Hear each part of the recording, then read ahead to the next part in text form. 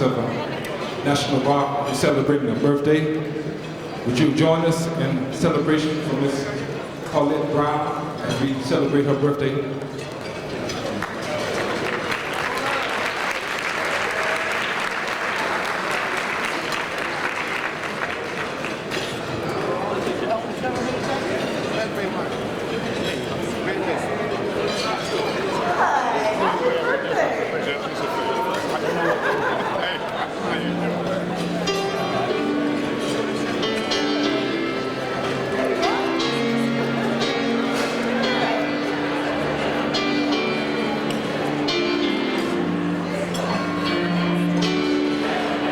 Happy birthday to you. Happy birthday to you. Happy birthday, Mother. Happy birthday to you. We love you, we do. We love you, we do. We love you, Paulette. We love you, we do.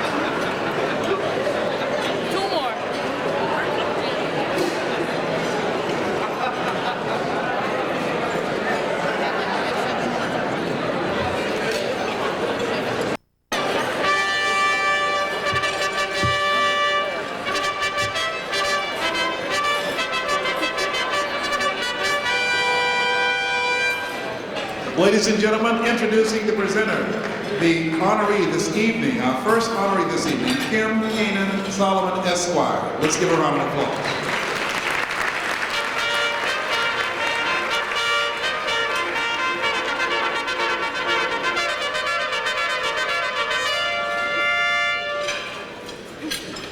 Help me give the first tribute tonight. I'm going to ask everyone to have them roll the tape.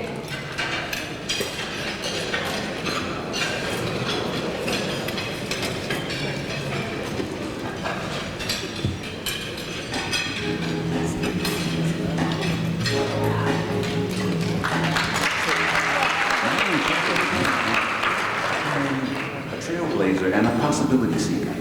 But most important of all, she is a people person in the finest sense. Caring, compassionate, and brimming with the kind of charisma that makes people want to work with her to get great things done. It all began when she was a child in a close-knit family who provided a spiritual base and a special bond that continues today between her brothers, sisters, and godchildren. Marilyn's always been close to everybody, nieces and nephews.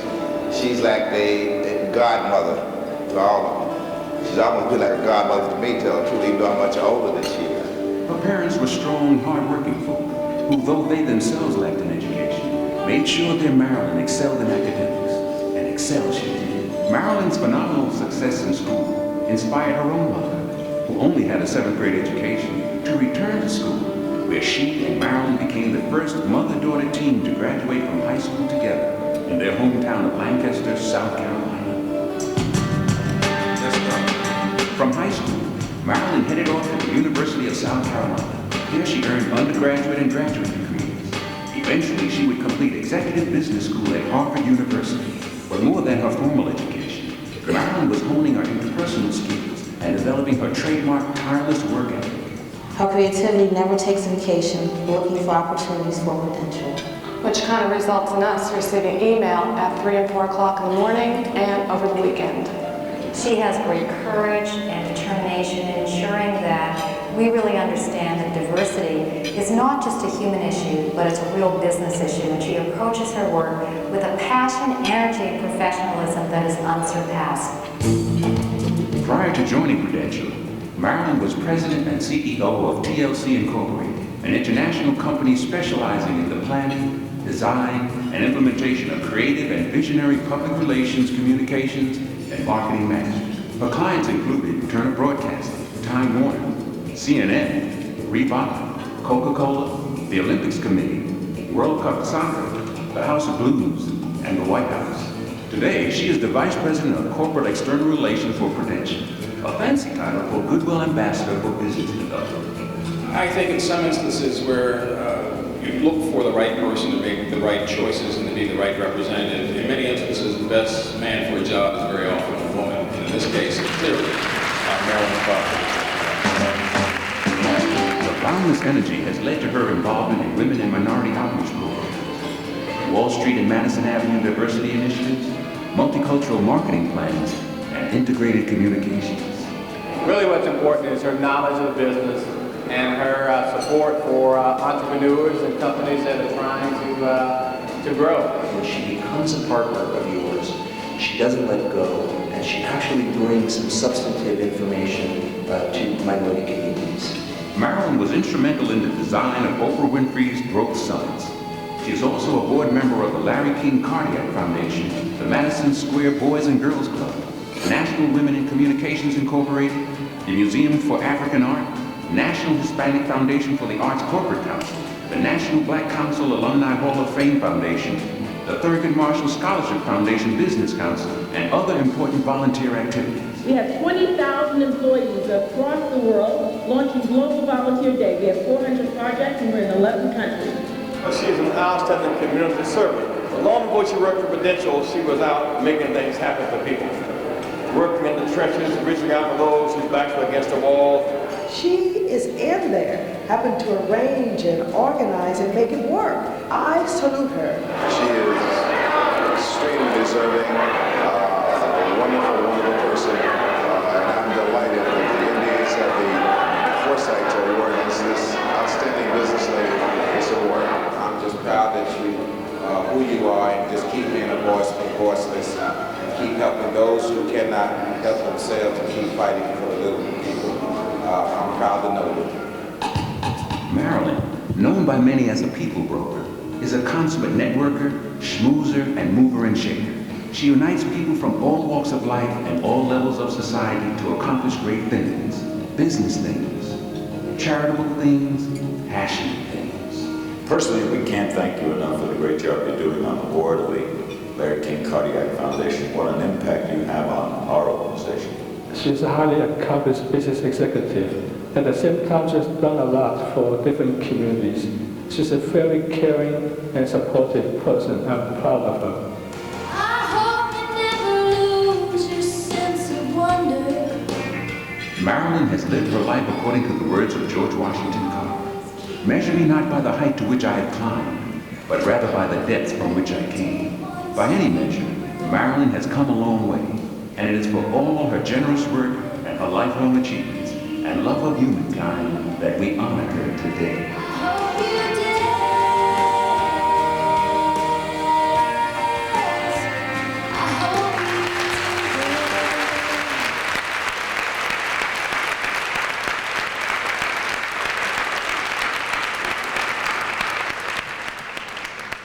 As many of you know, Gertrude Rush was a pioneer. And that's why it's particularly fitting that Marilyn Crawford received the Gertrude Rush Award, because she is an educator who has inspired countless college students. She is a national leader who sets policy for boards that impact the areas of health, the arts, and our children, just to name a few. And finally, she is an innovator who has created partnerships that cross socioeconomic lines and that reflect an investment in the future. Whenever you see the Prudential logo making a difference, you're likely to see the dynamic L. Marilyn Crawford. She is a piece of the rock. Please welcome L. Marilyn Crawford.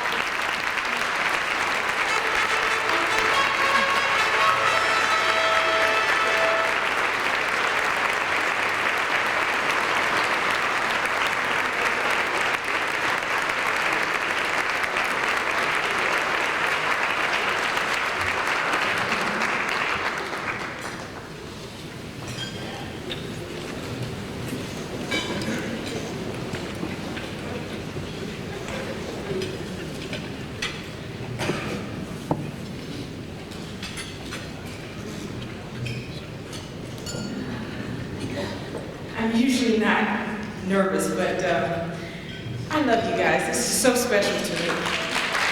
So, if you just bear with me just a moment, because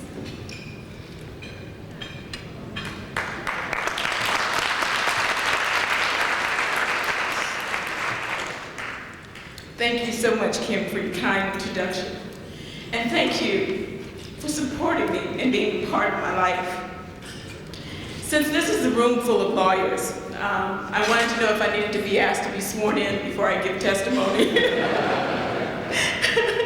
I can't even see, I'm trying. Okay. Well, let me testify to the fact that this award is a very humbling tribute to receive from such a stellar audience, and a good-looking one at that. And it places me in the company of such distinguished individuals who I am so in awe of.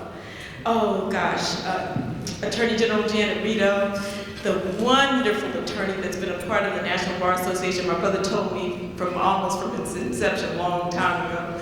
And the wonderful, hardest working man in show business over there. This is just so special. And you know what?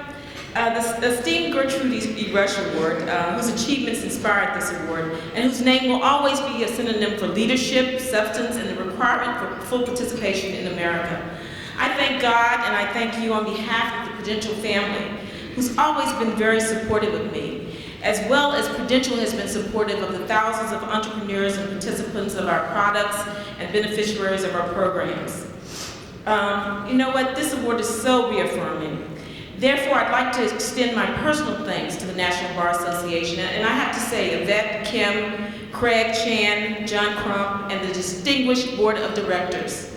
I've been in your life a long time. I mean, my brother's been an attorney a long time, so I've really been there and involved with you, and even more involved in the past few years. And I do support the tireless efforts of the National Bar Association to lift the bar of equity and opportunity in the African American and minority communities. To my family. And the reason I was crying is because I thought it would be great if my mother and father could be here today.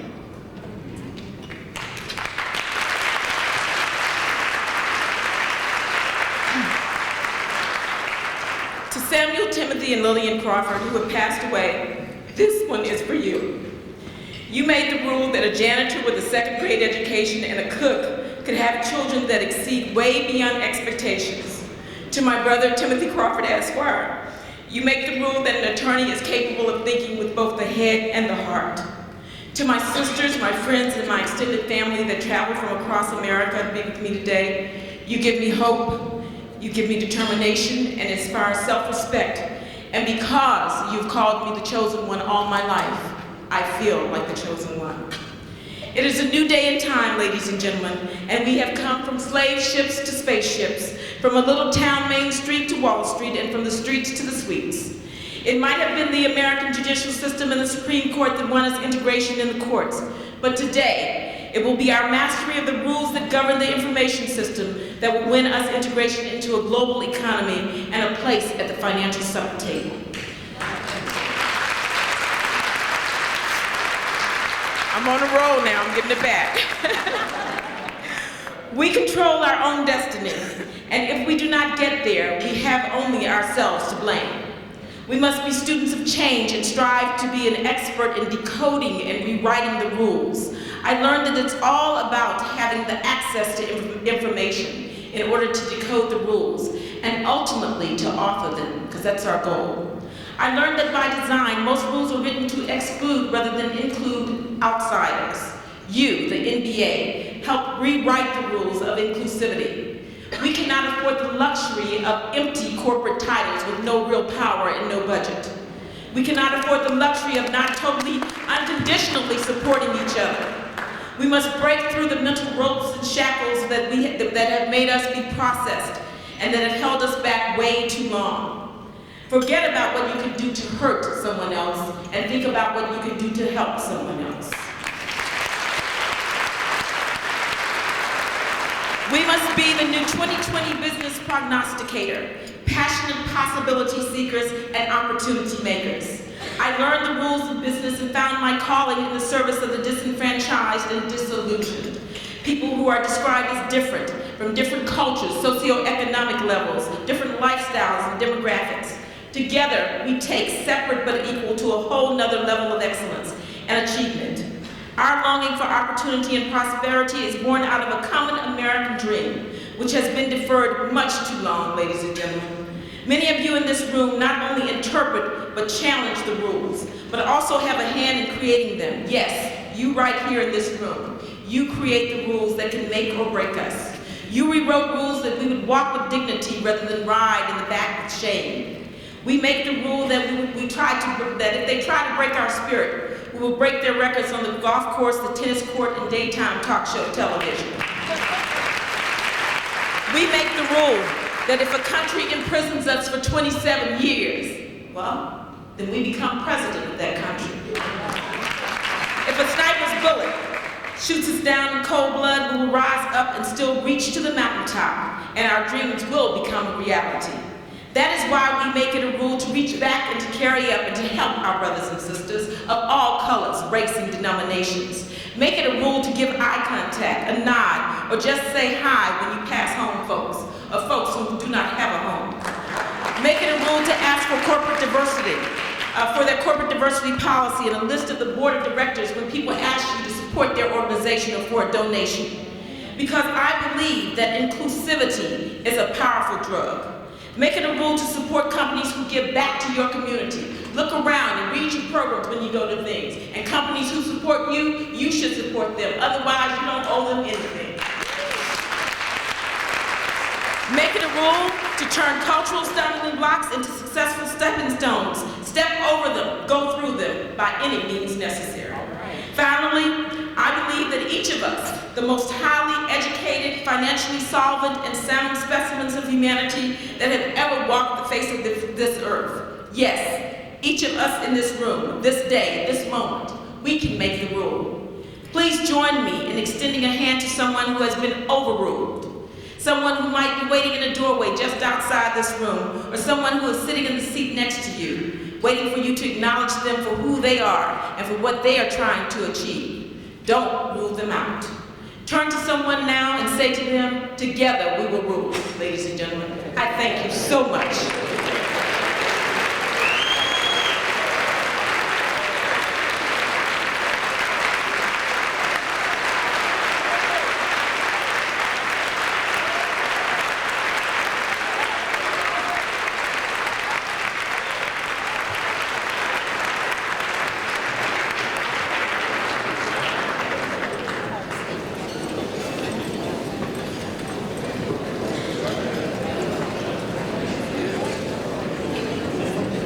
Let's give Marilyn another round of applause. Whoa.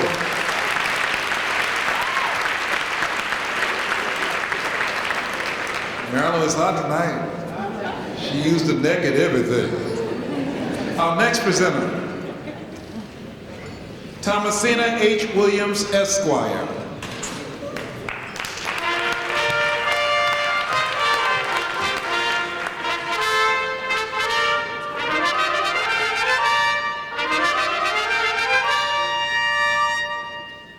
Good evening. I'm privileged to have this opportunity to present to you as the next recipient of this year's Gertrude E. Rush Award, one of our very own, one who has blazed many trails and opened countless doors on his journey from social engineer to economic engineer. H.T. Smith is truly a pioneering spirit and a principled advocate whose demonstrated leadership epitomizes the legacy of Gertrude Rush, the only female among our founding members of the National Bar Association. HT's pioneering spirit is exemplified by his record of unparalleled professional accomplishments, starting with his admission to law school. I think it's safe to say that just about every lawyer in this room, and indeed in this country, followed the normal procedure for entering law school. We took the LSAT, the law school admissions test, and we submitted a written application. Well, not HT. HT exhibited exceptional power to persuasion even before embarking on his career as a lawyer, when by the sheer force of his personality and the unwavering persistence, he convinced the dean of the University of Miami Law School to take the unprecedented step of admitting him into law school before he took the LSAT or even submitted a written application. HT's legacy of firsts continued when, after graduating from the University of Miami Law School, he became the first African-American assistant public defender in Miami, and then went on to be the first African-American assistant county attorney in Miami. HT has distinguished himself as a principled advocate who has demonstrated leadership and service to his country, his community, and among his colleagues. He served a tour of duty in Vietnam as a commissioned officer in the United States Army and a member of the intelligence unit, AKA counter-spy.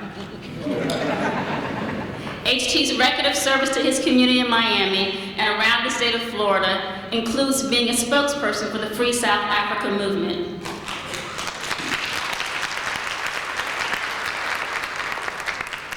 His advocacy and leadership in opposition to apartheid resulted in dozens of businesses, governmental entities, and educational institutions divesting their financial interest in companies doing business in South Africa, and prompted Miami-Dade County to enact a law which would render any company doing business in South Africa ineligible to do business with the county.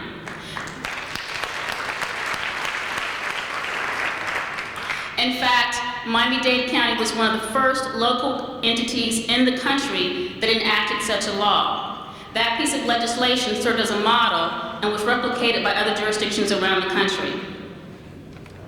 After the demise of apartheid, and legendary South African leader Nelson Mandela was released from 27 years of prison, he toured the United States. In June 1990, you may recall that Miami was one of the cities that Mandela visited on his tour to this country.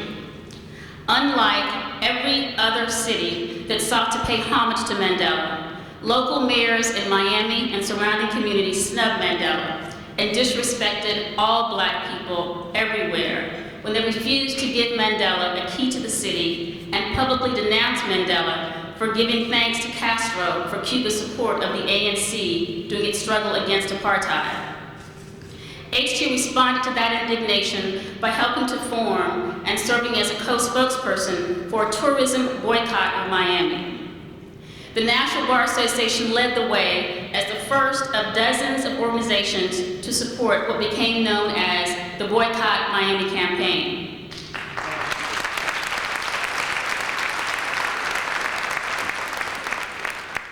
The Black community in Miami was galvanized under HT's leadership and united in its effort to command respect for Black people, respect for our dollars, respect for our votes, and respect for our contributions to our communities.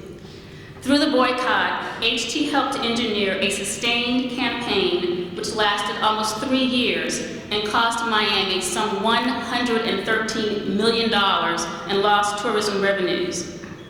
Out of the Boycott Miami campaign came an economic blueprint for African Americans in the tourism industry, which is a major economic engine that drives Miami. In addition to employment opportunities and business contracts, a lasting monument to the success of the Boycott Miami campaign is the first, and to date, the only African American-owned convention hotel in this country. The $64 million,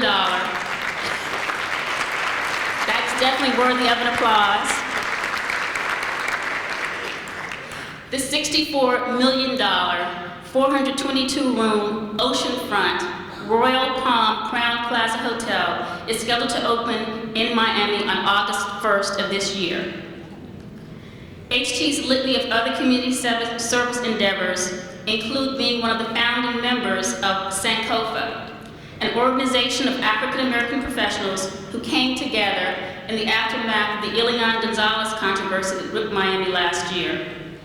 Sankofa's purpose is to unify various segments of the African American diaspora represented in Miami's increasingly diverse population, and to implement strategies to ensure that Blacks in Miami are empowered both economically and politically. HT is also co-chair of the NFL Yet Center, a multi-million-dollar, 22,000 square foot facility located in Miami's underserved inner city. The NFL Yet Center includes a state-of-the-art computer lab, its staff of tutors who offer homework assistance to some 400 students daily. The center also houses a 9,000 square foot air-conditioned gymnasium and a variety of sports activities. HT's endeavors in the community are vast and varied. He served on the state of Florida's last Constitution Revision Commission, which by Florida law is convened every 10 years to review the state's constitution. HT chaired the Constitution Revision Commission's Individual Rights Committee. He also helped to lead the way in the fight against Ward Conley's effort to outlaw affirmative action in Florida. HT represented the National Bar Association's Florida chapter in oral arguments before the Florida Supreme Court last year.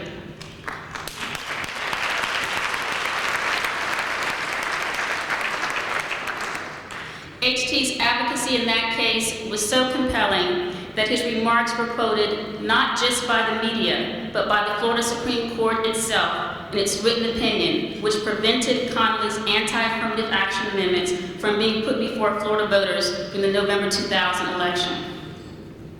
Perhaps Nelson Mandela captured the essence of HT best when on August 22nd, 1995, he wrote a letter to the National Bar Association in which he said that, quote, he was confident that wherever injustice and racism rear their ugly heads, HT will be there to raise a powerful voice of protest and resistance.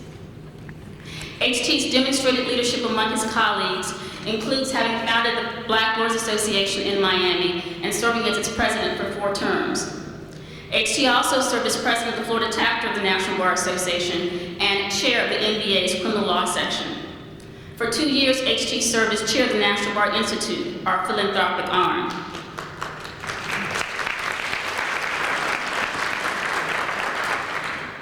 As you well know, HT led this esteemed body as president during the 1994-1995 bar year.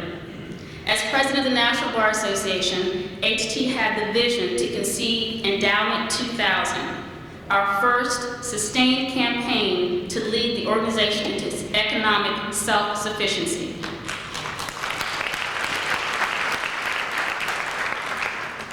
Under HT's leadership as president, we also enjoyed increased communications with the advent of the law facts and the work that you, the members of the National Bar Association, do in your local communities was recognized with the initiation of the Affiliate Chapter Showcase. HT is recognized by his colleagues around the country as a lawyer's lawyer. He is listed in such distinguished publications as Best Lawyer in America and Law and Leading Attorney. In 1997, HT was also acknowledged by the National Law Journal as one of the top trial lawyers in America. Ladies and gentlemen, I present to you one of our most accomplished colleagues and prominent leaders and one of my dearest friends, the incomparable Harold Taliaferro Smith, Jr.